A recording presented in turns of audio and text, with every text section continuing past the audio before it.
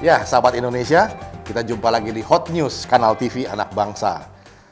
Baru di awal bulan ini, Presiden Joko Widodo menegaskan bahwa beliau mengatakan protokol kesehatan dalam tahapan Pilkada serentak 2020 mutlak dilakukan.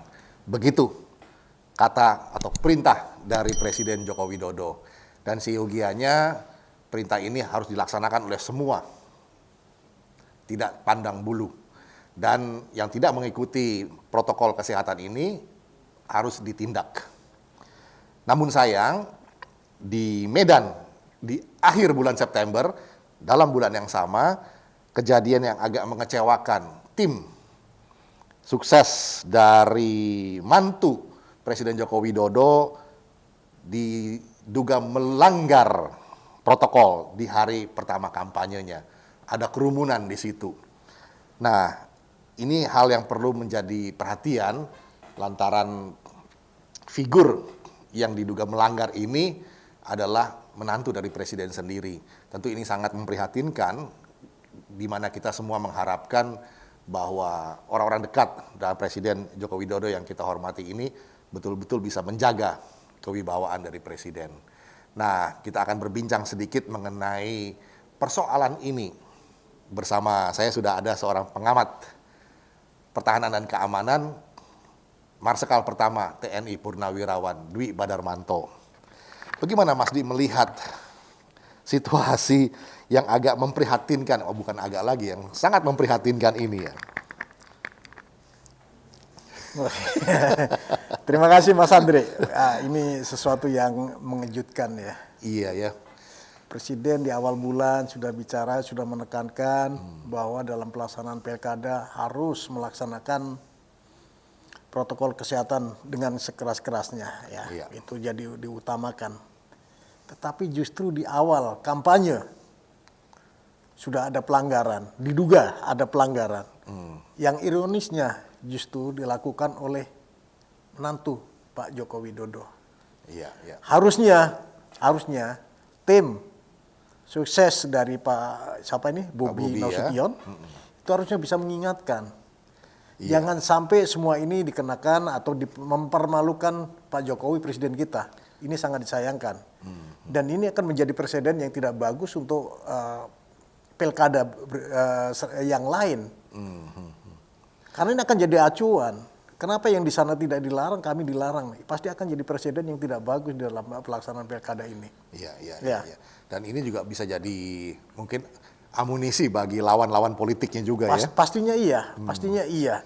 Karena semua, apalagi lawan politiknya atau paslon lain yang ada di Kota Medan. Oh, ini akan jadi bulan-bulanan. Kabarnya lawannya itu dulu bekas teman sekubu di partai yang sama, di PDIP, tapi mengalami kekecewaan. Pak Akhyar ya. Menyeberang Pak Akhyar itu ya. Gimana Mas Dwi melihat ini? Ini saya akan melihat bahwa konstelasi pilkada atau pilwali kota di Medan ini akan rame. Iya. Ya, akan rame.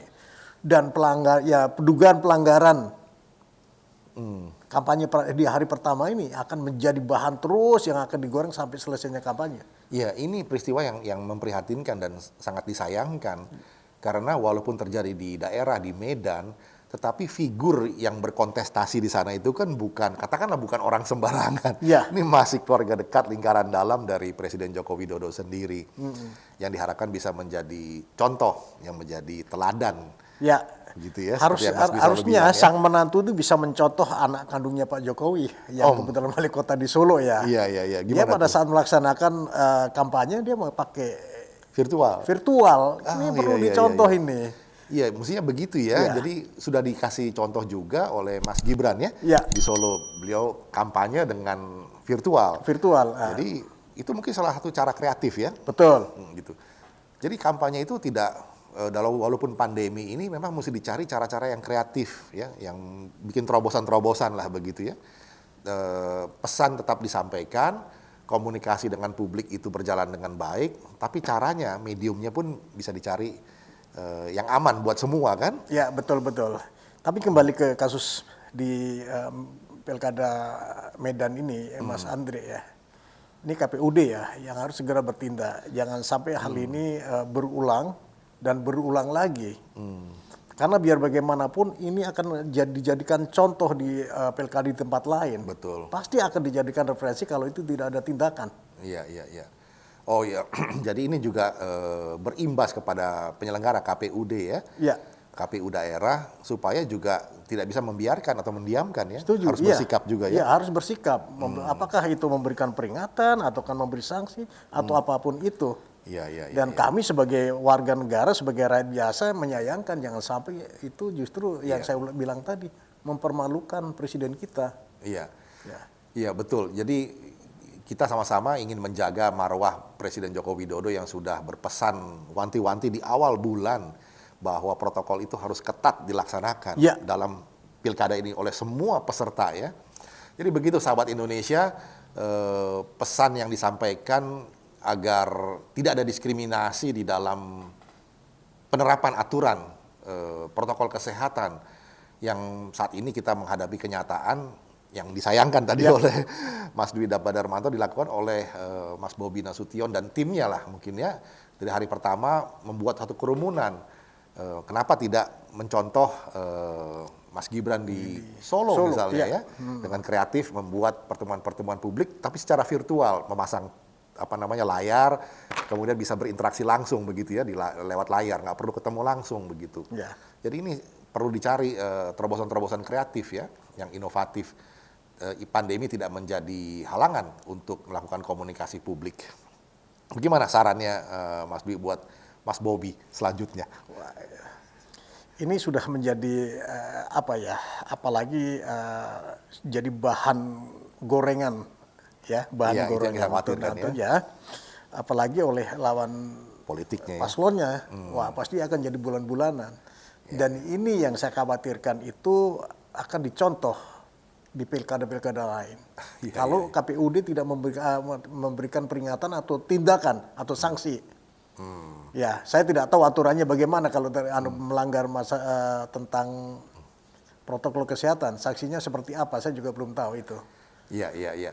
Jadi memang untuk tidak menimbulkan presiden buruk untuk keseluruhannya, biar bagaimanapun KPUD Kota Medan dan juga Bawaslu tentunya ya, yang merupakan mitra untuk mengawasi Badan Pengawas Pemilu. Ya. Ya, itu juga ya mesti bersikap betul. Ya, jadi setuju. otoritas di dalam kontestasi inilah ya. Ya. Ada KPUD, ada Bawaslu daerah ya. Ya. Begitu itu yang dimaksud. Jadi demikian sahabat Indonesia, kita sangat berharap bahwa hukum ditegakkan dan presiden yang baik itu harus dibangun gitu ya. Jangan sampai menjadi contoh tadi dikatakan oleh Mas Dwi apa yang dilakukan di kota-kota kecil ini di dalam era digital saat ini bisa cepat sekali menyebar kemana-mana dan sekarang sayangnya yang kita menyayangkan insiden yang terjadi di tim relawan atau tim kampanye dari Mas Bobi Nasution di Kota Medan ini sudah viral kemana-mana. Jadi ada baiknya segera didudukan persoalannya, sikap tegas dari penyelenggara KPUD, Bawaslu daerah itu menindak sehingga orang bisa melihat ini hukum yang berjalan di Indonesia itu tidak tumpul ke atas tapi tajam ke bawah. Mudah-mudahan tidak terjadi. Setuju. Ada saran lain, Mas Dwi? Itu saja dari Mas, mudah-mudahan ini tidak dijadikan contoh oleh tempat-tempat lain dan segera ada sanksi dari Bawaslu untuk paling tidak memberikan peringatan. Paling tidak. Benar, ya. Itu aja Mas Andri. Iya, saya kira itu cukup jelas pesan yang disampaikan.